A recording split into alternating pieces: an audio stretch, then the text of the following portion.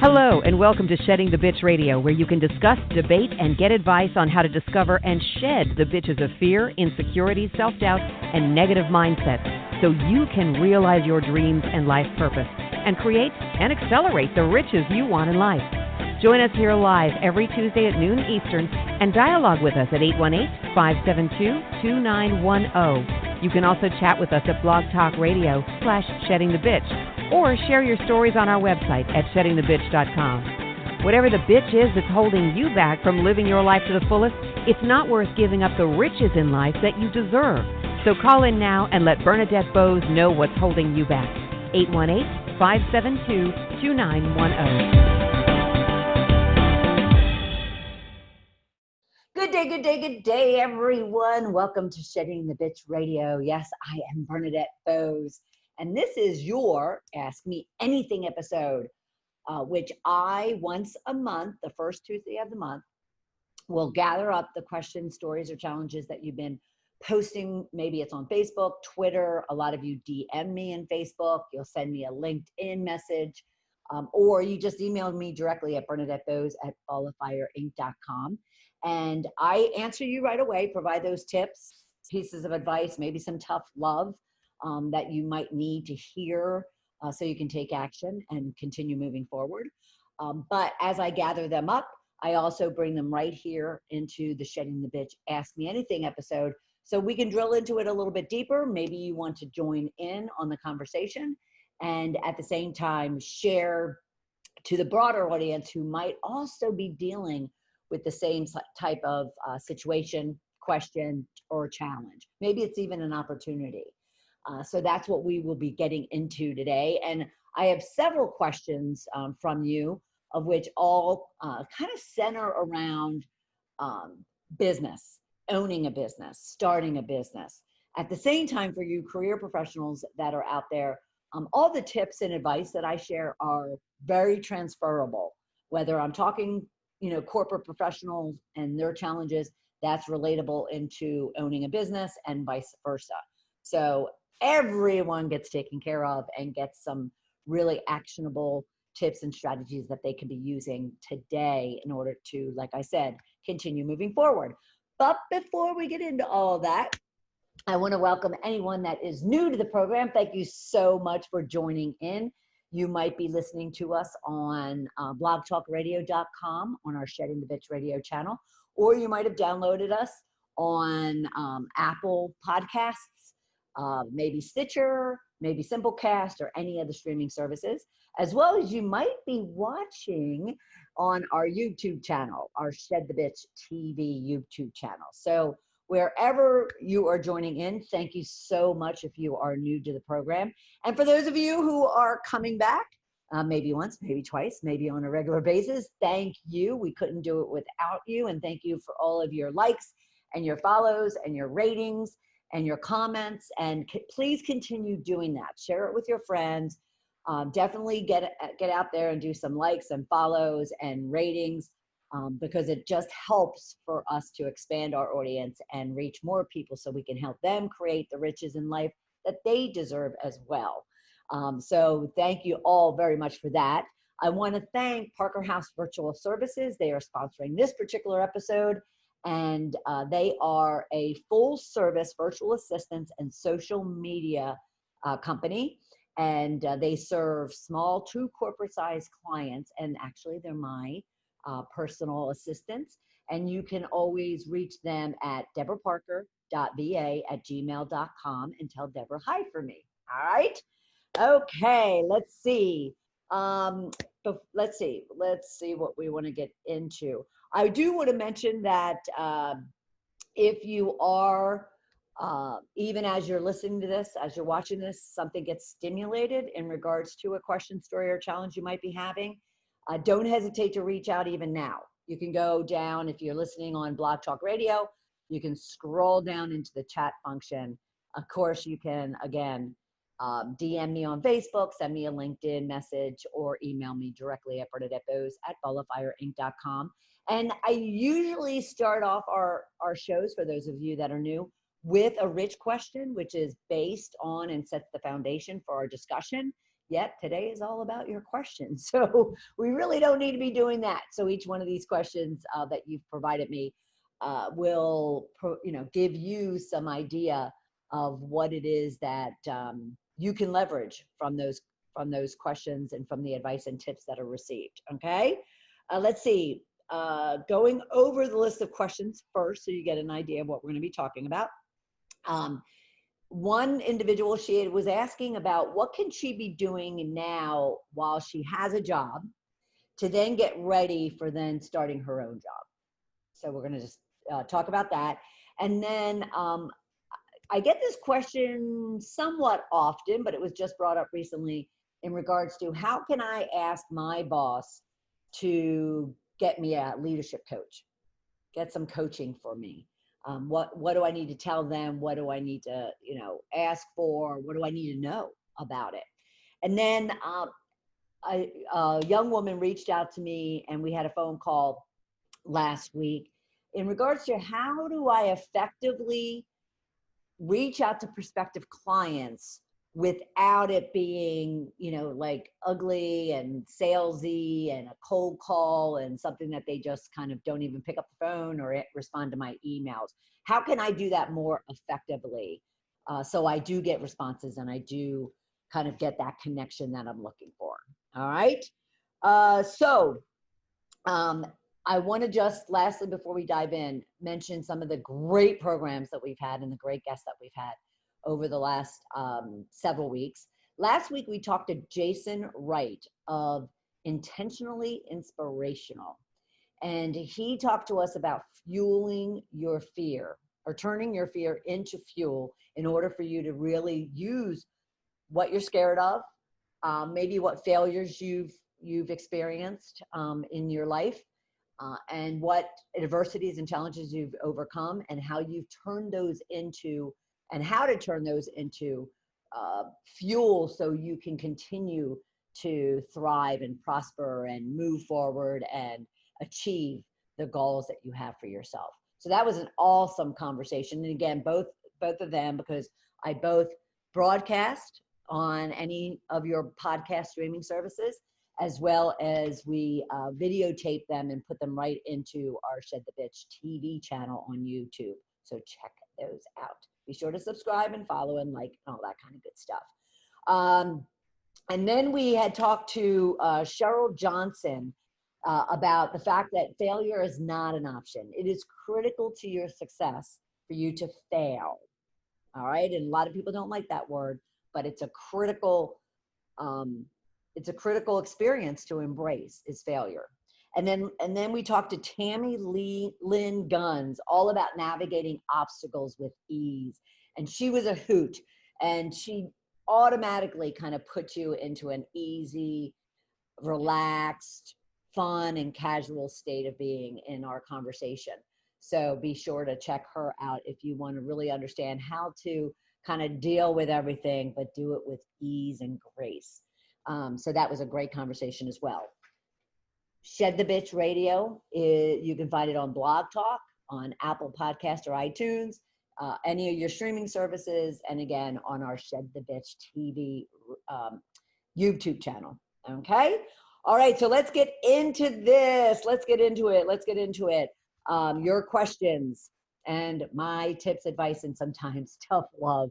All right, the first one is, what can I do in my current job to prepare to start my own business?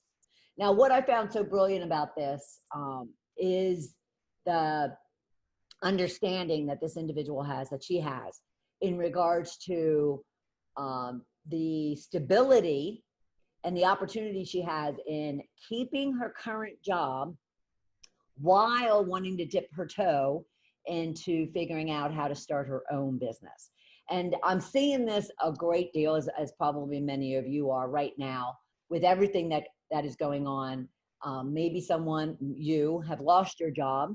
Maybe you're unhappy in your job and you're ready to kind of own and declare that and finally get moving into doing something that you want. And maybe you kind of are or have considered and started, tippy-toeing into starting your own business.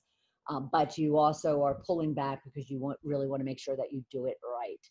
So my first comment and observation is congratulations, brilliant in thinking and knowing that you have an opportunity to keep the stability, especially financially, in your current position while you are testing the waters of starting your own business. Because we won't get into all of this, but starting your own business is not easy. And I will simply say too that be very careful about all the noise that is out on Facebook, predominantly Facebook and Twitter, even LinkedIn, and it dabs into Twitter about how easy people are making it seem that you can start your own business tomorrow and start generating money immediately. Let me just tell you, I've been in business for myself for 12 years. It is not as easy as these individuals are making it sound. And I'm certainly not going to, be that get quick rich type of coach for you either. So just walk cautiously, do your homework, do your due diligence. And if I'm going to give you a piece of advice, which is what I shared with her, Julie, what I shared with Julie was seek out other business owners. Seek out business owners at various stages in their business. So seek out new ones, the ones that have started in the last, 12 to 15 months. Get their feedback, get their input, get their ideas, get their, lessons learned, get their ups and downs in their first year, 15 months. And then go to someone who's been in business for 3 to 5 years and really ask them about their experiences. And then again, someone's more seasoned, 10, 15 years, 20 years, and kind of get their input, simply because of the fact that it's smart to do so. And you just need a real reality check as far as what it really takes to start a business. It's not just as easy as getting a website, or you don't even need a website. Turn on your camera, come up with a product or a service and start selling away. It's not that easy. And should you want to learn more about that, actually, we can throw that into one of our Ignite Thursdays online training, live training that we do. And to do that, you could just join our Shift to Riches private group on Facebook, because I do host a live training session every Thursday at 1 p.m. Eastern time.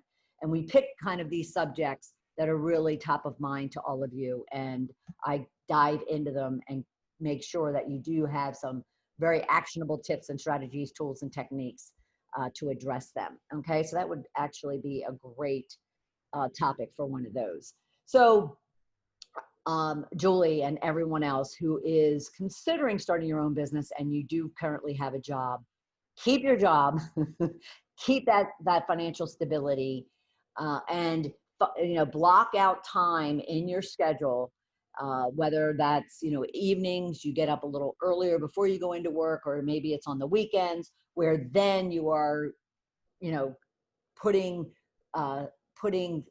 things in place to start your own business. I've lost my words a little bit there, but then you can use that time outside of your job hours, your money hours, if you want to look at it that way, to where you can then start dabbling into starting your own business. Because what you definitely want to do is you want to almost test drive that you want to be a business owner, that you are an entrepreneur, that you do want to kind of move away from the stability of a paycheck every week or every 2 weeks and go at it for yourself. But the caution here that I would have, and it's not a caution for you to then hesitate and not take a risk and not start test driving, doing your own business.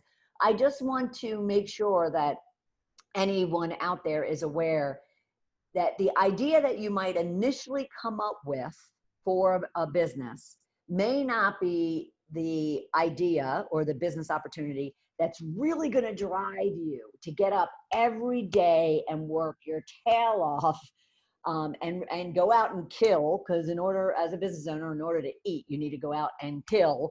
And that's a little bit dramatic, but you get the point, in order to then earn the income. So recognize, and consider a couple of things when it comes to test driving, starting your own business. The first thing I would think about is there are many business owners who have taken a hobby that they are passionate about. And yet, once they turn that into a business and now they're operating it as a business, it's no longer their hobby, then they get a little bit angst and they get a little bit discouraged and a little bit frustrated because something that they loved and enjoyed doing for themselves as a hobby is now a business that's ruling every decision that they're making, ruling every minute of the day, ruling whether or not they eat or not. And now they can't just simply enjoy it as a passion or a hobby. They're feeling kind of the pressure of it being now a monetized business. So really think hard and use the time that you have while you have stable income coming in. Use it to not only test drive if you want to be a business owner, test drive the product or the service or the business that you're looking to get into to ensure that it is something that really drives you. I mean, it has to be a unbelievable magnet of a why. Why do you want to do this? Why do you want to work so hard? Why do you want to give up the financial stability? Why do you want to blah, blah, blah? You really need to ensure it's something that, really kind of is a calling, is your purpose, is your why. Because again, it's not easy running your own business. It's not easy not having that stability and that security of a paycheck. It's not easy to have to get up and do all the mechanics unless you're, blessed with financial resources to where you can hire a team from the very beginning, which I would not advise, by the way, but that's for another day. So, consider you have financial stability while you have a job and you want to dabble into starting your own business. You want to test drive both being a business owner as well as test driving the product or the service or the business that you want to get into, that it is something that you're passionate about. And then ensure that you're taking this time while you have monies coming in. Again, blocking the time before work, after work, the weekends, to really then educate yourself on what it is and what it means to be a business owner, to be an entrepreneur, what it means to, and let me back up and say, and in that understanding of what it is to be a business owner and entrepreneur, you need to understand the differences between those two, which you can go to a recent Ignite Thursday training session that we had. You have to be a member of our Shift to Riches Facebook group. So simply join that group and you can get access to these videos that we talked about the difference between managers and leaders and business owners and entrepreneurs, because there is a difference. So you want to use this time as you're dabbling into starting your own business to educate yourself on those differences, those values, those traits, those qualities, those skills that it takes to be a business owner versus an entrepreneur versus a career professional. And then at the same time, you really want to learn about what it takes to operate a business.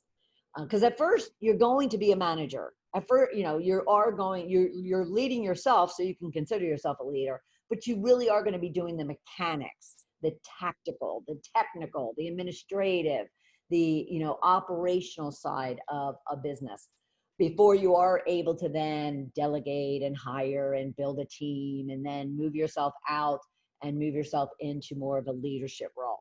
So take the time now to understand all of the mechanics. And I advised Julie, and I would advise all of you, my favorite getting started in business book is Michael Gerber's E-Myth Revisited. And no, he doesn't pay me to tout him, but I still have it to this day, and I still talk to my business owner clients in regards to it and have them read it and leverage it. And I've talked about it on recent shows as well. So I recommend it to Julie and would recommend to you as well. Take a read of that book. It's very simple, but very powerful in really understanding the mechanics of running your own business. Okay. So this is a great learning, personal, professional development time while you have stability and financial income to also get yourself educated. Okay. And then, like I said, I've been saying to time block, set up a calendar. If you're serious about this, you'll do this. So set up a calendar of time that you're committed to devote and dedicate to starting your own business while you have income.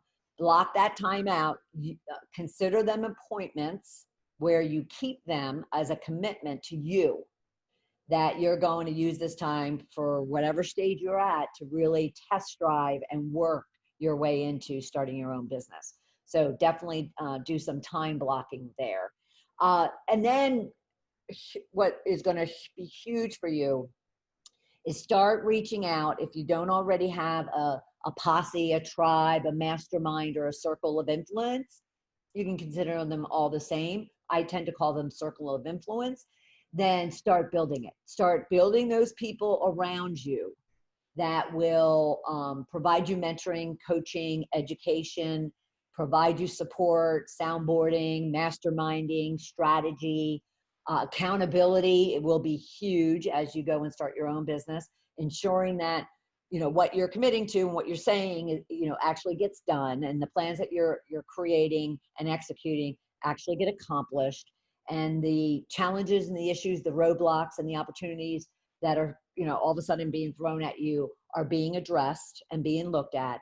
All of those things are part of you managing, operating, and leading a business. So ensure that you have the people around you, not just from a team resource perspective, but those people that will give you sound advice, give you that accountability, give you that guidance and that mentoring that you need. Be good referral sources for you. Be good strategy partners with you. Be good affiliate arrangements for you. So build that circle of influence. And I had a conversation in regards to this when it came to career mapping and business mapping. And we did a live video session on this. So again, feel free to join our Shift to Riches Facebook group, and you can get access to all of those types of trainings. Okay. And then what I told Julie and I would tell you, and then we'll move on from this, but start slow. Start slow. You're going to want to just go at it, like a speed train. Start slow, work, test drive, work your way into it. And then just, you'll know, and you'll actually logically figure out what that transition time is that you actually go from leaving your job and devoting full time to this business.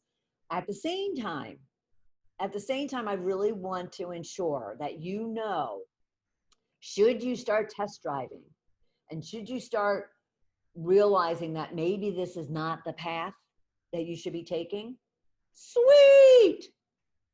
Pat yourself on the back, congratulate yourself, give yourself a big hug.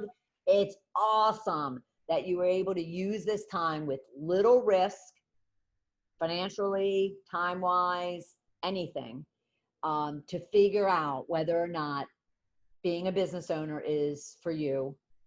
This product, service, or business that you chose is what is going to drive you, and whether or not this is the direction, the path, and the legacy that you want to build and leave behind. So congratulations, and be okay with the fact that you might have started down a path of starting your own business, and you decide, what, this isn't for me, or this product isn't for me, whatever. That's awesome. That's awesome. You did it with the least amount of risk, and you came to a very clean and clear answer. And that's all you can ask for. That's all you can ask for. Now, if it all of a sudden starts screaming, yes, this is what I want. Someone actually reached out to me and said, and it was different from Julie, but her first part was, I have found my purpose. I'm in a 9-to-5. I make really good money, and I'm scared to death to pulling the trigger. Can you help? So this is just, and I gave her very much the same type of advice that I'm giving you, and I gave Julie. This is a great opportunity while you do have that stability to test drive. And whatever the answer is, and you congratulate yourself for taking that chance and taking that risk and taking that time, and you move on. Okay? All right, all right, all right. All right, let's see. The next one. How do I ask for a leadership coach? She asked for. Now, you might hear a number of terms out there when it comes to coaches. And we are talking in the sphere of personal or professional life, not in sporting life, because I'm asked that a lot. Not a lot, not a lot. But they'll say, I keep asking, looking for a coach online, and I keep getting athletic coaches or fitness coaches or, sports coaches. And I'm like, well, you need to get a little bit more specific and refined. So she wanted to understand how to go and ask for a leadership coach. And she used that term. So I simply asked her to do some, self-discovery first. And so I'd propose this to any of you out there. And regardless if you're going and asking a boss, so obviously she works, for a company as opposed to running her own company. But you might even be the business owner. You might even be a stay-at-home or whatever else. And yet you are recognizing that a coach would be good for you in whatever, respect and aspect of your life that you're seeking. So I simply asked her and would suggest to you, first, forget about the term or the title: leadership coach, executive coach, life coach, personal coach, transformation coach. There's endless number of titles that people use and create around the service they're providing. So first, just simply lay out, what is it that you need? What are you looking for? And so, pull out that pen and paper, that journal and pen that I always talk about, and just start asking yourself, all right, what is it that I'm looking for? What is it that I need? What personal areas of my life do I need work on? What professional areas of my life do I need work on? Get a little bit more refined and say, what are the skills that I'm looking to develop? I'm looking to, enrich. I'm looking to even initially learn. What are those disciplines? What are those habits? What are those subject matter areas that I'm looking to just get more, expert in? So just ask yourself a lot of questions about what it is that you really are looking for. And then you could change that, what you need, into then saying, okay, what do I want? Because what you need, can be a totally different answer than what is it that you want. So what do you want in seeking out and having a coaching relationship? Because the need might be, I need to work on my public speaking skills. I need to work on my negotiation. I need to work on my leadership, my way I engage and collaborate and communicate and actually lead my team or lead my life. But at the same time, it could be very, specific about, I want public speaking skills. I want communication skills. I want to learn how to negotiate better, so forth and so on. The want could be, I just want to be more polished. I want to be more pulled together. I want to be more respected and more influential. So the want could look differently than your need. All right. So what do I need? What do I want? And what are the outcomes? What are the goals and the objectives that you have for yourself? It would be kind of your next series of questions. Because again, you may have a personal or professional aspiration or goal that you're going after. I want this new position. I want this new job. I want this new business opportunity. I want this new relationship. I want this new fitness or health goal. I want this new, fill in the blank. Okay, just simply fill in the blank for yourself as to what it is that you need, you want, and the goal and the objective that you're looking for. And what is that result?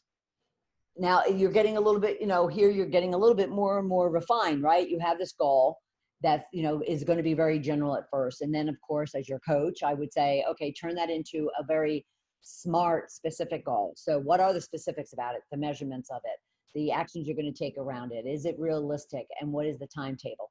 So again, going back to those other examples, you want a particular promotion or role in the next 12 months, or by the end of 2021, or you want to get a new job, a particular type of job, maybe at a particular employer, by the end of, spring or the end of second quarter, whatever the case might be. And you can use that. I want to ask for a promotion. I want to ask for a relationship, so forth and so on. So you're looking at your need, you're looking at your want, you're looking at the goals, the objectives, and the outcomes. Now you're thinking to yourself, okay, but I would just want to ask my boss for a coach. Well, you need all of this information in order to then kind of put together your business case. Some people will call it a pitch or an ask. And I always say, build a business case, because that's how they're going to look at it. And so that will be my second piece of advice, is you have to recognize going in that you want to put yourself in the shoes of your boss. What are they going to need to consider and evaluate and make a decision on?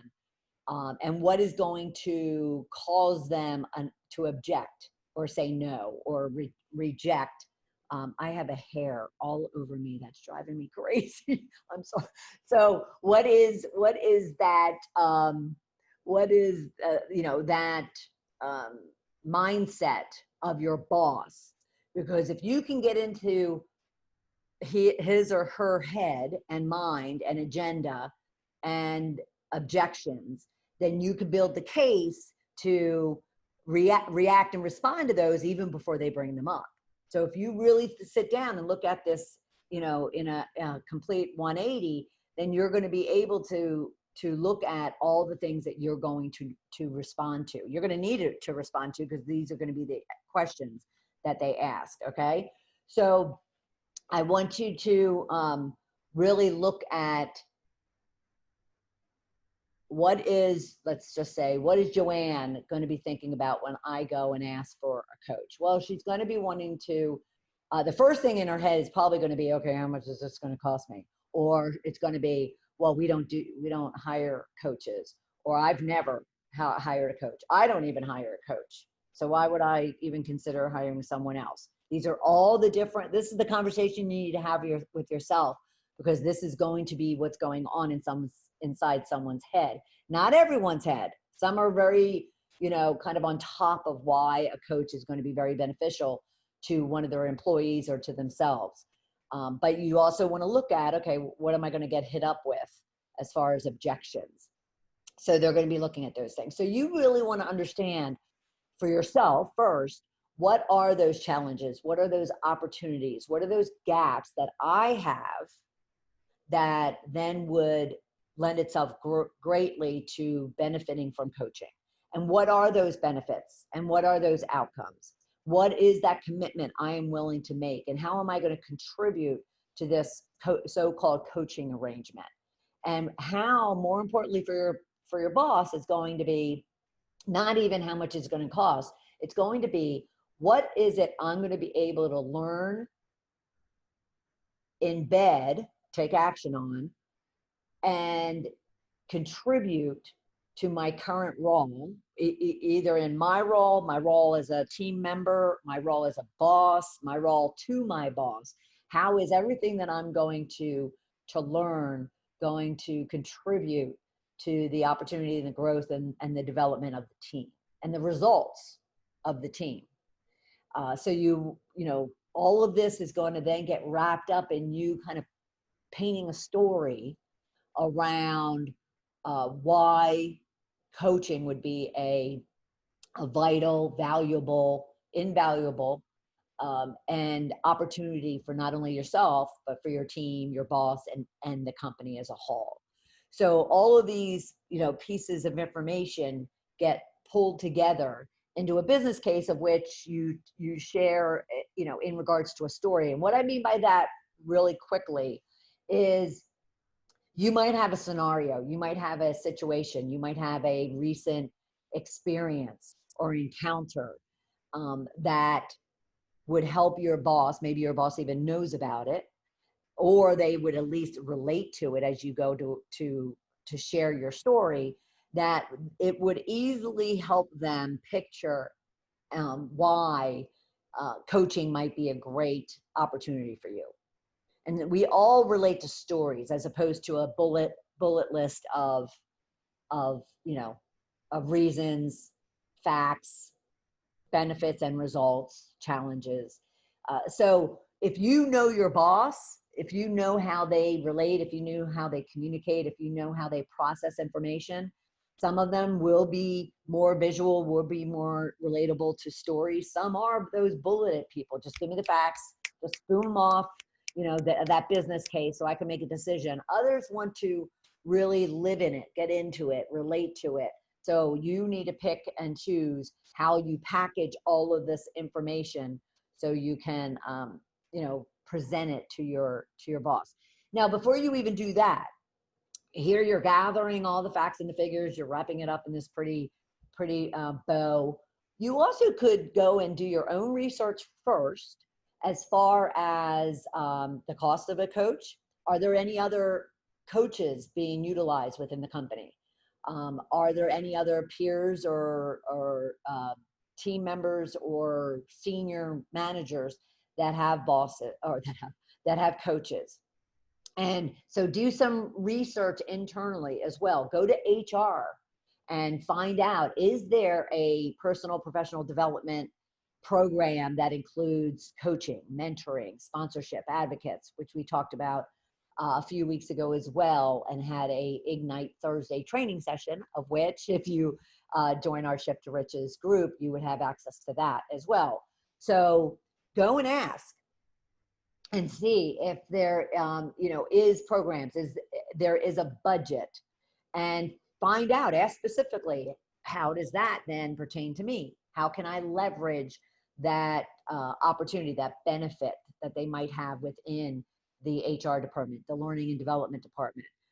If they don't, then, and this goes to your boss as well, if they don't, then you could be using all of this research that you're doing, all this information gathering that you're doing to educate them on the values of coaching and the benefits of coaching and what it brings to an organization. So consider all of that before then you get a pretty bow wrapped around that list, that category of data points that you've gathered, put together that pitch, that presentation, that ask, and then go and present it. Now, this is where most fall down, is they do all that research. They do all that analysis. They do all that compiling of a business case, of a story, but then they never ask. And let me tell you, 99% of supporting her in this question is simply asking. But you don't want to ask without having all the facts and all the data to support it and having the business case. Because your boss is not just going to openly, if you go in going, I want a leadership coach. How do I go about doing that? They're going to be like, why? For what purpose? What value? What is it going to cost me? What are you going to do with it? So instead of, the whole thing about kind of selling and really being able to negotiate and close really effectively is ensuring that you have all the answers before you even present your pitch or your ask, and before they have an opportunity to come up with tons of objections, because you've done your homework. And that's the key. But the next key is doing and actually asking. All right. And if you ever wonder why someone has something that you don't, it's because they've asked for it. They might not even not that they don't deserve it, but they might not even deserve it. They might not even be qualified. They might not even be at a level for something, but they asked. So you need to ask. All right. Okay. We need to move on. All right. So the next question is, I'm going to just put my notes right here, is how can I connect effectively with executives who could use my services? Now, this was another young woman who reached out to me via LinkedIn based on some of the posts and things that I've shared over the last month or so. And she reached out and we happened to get into a conversation. It started off in a whole different area of what it is that she was reaching out to me for. And then it slowly moved into this space of, and this was Lisa, and this space of how do I, well, actually what she said was, I am reaching out, especially through LinkedIn. I am reaching out and sending invites to these individuals that I think I can, really help them with. She has her own IT consulting business. I'm not getting a lot of responses. I'm not getting a lot of engagement. And I asked her how she was going about doing it. Now, I'm going to beg all of you, especially those of you on LinkedIn, stop spamming me and anybody else with initial request to LinkedIn that also includes a sales pitch. Because I know you've received them. I'm sure you received, if you're like me, hundreds of them a day. And what they basically look like is, hi, I've noticed you on LinkedIn, or we're connected to a lot of mutual connections. And I thought I would reach out and ask to be part of your network. And by the way, do you need my marketing services? Do you need my IT services? Do you need my widget? Do you need whatever the case might be? In the same invite, the very first one, before even knowing me, liking me, or trusting me, they're pitching me. And I don't have the opportunity to even know, like, or trust them. So stop it.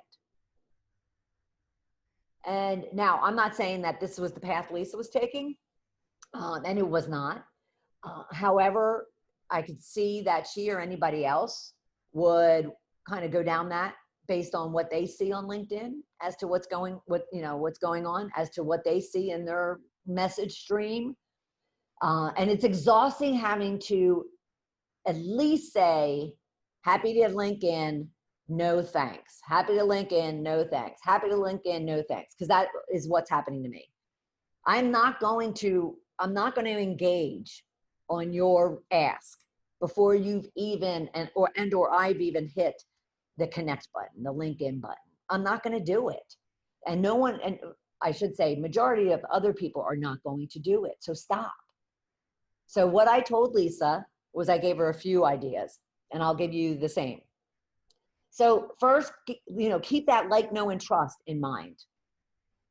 Certainly invite them to link in with you, but come out with something more creative than the standard that everyone else is using. Come up with something that's going to make you stand out, or just simply hit that button that doesn't send anything but an invite that doesn't say anything, and let them accept it.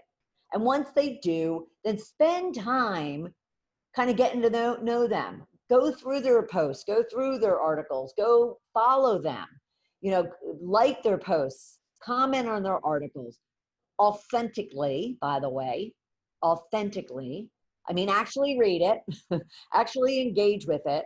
Don't just hit the like button, but actually get to know this individual. Because as you're doing that, they're going to see in their notifications that you and whomever else liked, commented, followed, whatever. And now they're seeing your name and your face on a regular basis. So then, 5, 6, 7 communications later, you all of a sudden say, hey, I think there's something I might be able to help you with. Would you have time for a call? They may be more inclined to accept.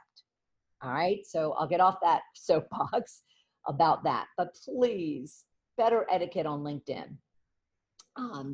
So then what I also suggested, and I would suggest to anybody, is a great way, and maybe because I've had my radio show for so long, but a great way to engage the audience that you want is engage them. So I could, I don't necessarily do this intentionally, but I could go out and ask, prospect radio guests based on the fact that I want to do business with them. I had a friend of mine, a colleague, Amy, back, 10, 12 years ago. She did this so effectively. She had a radio show, and she had the type that you would come into studio. So it was based here in Atlanta, but she'd go like kind of far outside the Atlanta space. And she would invite business owners that are in her target market to be a guest on her show to showcase them, but at the same time for them to get to know her and her to get to know them. And now she's building this like, know, and trust. So that's an opportunity for you with all the podcasts and the blogging that is done. Invite them to be a contributor, invite them to, or even look over their articles, look over their posts, use it as a piece of a blog that you're writing and reference them, link to them, let them see that you're actually getting to know them and you're leveraging what it is that they have to share with you. All right. The other idea that I shared with her was she could always come up with, because she is a blogger and she doesn't do a podcast or a radio show, but she could use her blog and her article writing on LinkedIn. She could use it to create an interview series where then you're, like I do with my radio show, or someone could, you are reaching out to them saying, hey, I'd love to interview you on this topic to get your thought leadership, get your ideas, get your commentary that I'm then going to reference in an article or a blog. And I'd be able to link back to you and your website, so forth and so on. And now you're getting an opportunity, 15, 20 minutes of your time, and that's what you're asking for, to get to know them while you're also creating great content that can be used. So it's a win-win all around, right? Well, you could take that a step further and know, and this was the lesson I learned 12 years ago when I left corporate and I was given a outplacement service arrangement for like 6 months. And I leveraged it greatly, even though I knew I was going to start my own business, not go back to corporate. I leveraged that program, and it was awesome. It was with Right Management. Shout out to them.